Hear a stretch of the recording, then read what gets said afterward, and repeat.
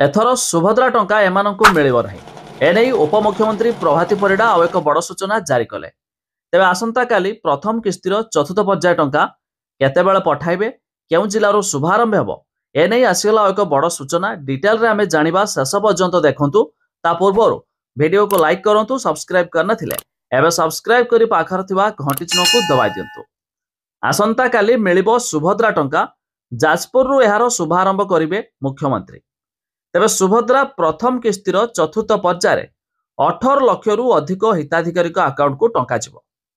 उपमुख्यमंत्री सूचना अनुसार जो माने एही टंका पाई नाहंती, अर्थात जो मानकु 3 तारिख और 4 तारिख रे बैंक को जाई ई-केवाईसी क्लियर करछंती, अर्थात एनपीसीआई क्लियर करछंती, सेमानकु मध्य एही टंका 8 तारिख रे जमा हेबो।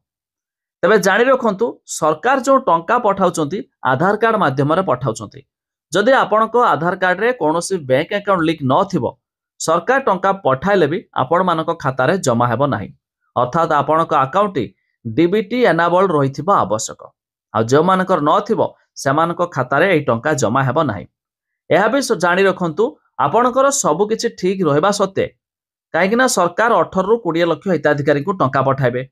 तेबे जदि आपण ए किस्ती न पाउछंती, तेबे मार्च 8 तारिख रे पुणी द्वितीय किस्ती पठाए बोली उपमुख्यमंत्री प्रभाती परिडा यह मध्य घोषणा करथिले।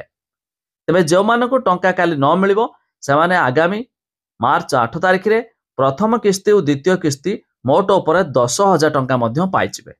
खाली सेतिकी नुहे, यह भी मध्य सरकार कहिसंती मार्च मास सुधा जो माने न्यू अप्लाई करिवे, अर्थात जदि आपण माने भी एपर्यंत आवेदन करिनाहती, तेबे आपण जेतेबेले भी अप्लाई करिवे एका बेले मध्य आपणकु दुईटी किस्तीर टंका 5-10,000 टंका मध्य जमा होइजिबो। तेबे आपण यार लिस्ट देखिया पाई चाहुतले, जार लिंक आमे डिस्क्रिप्शन देइछु, आपण माने जाई मध्य चेक कर दियंतु।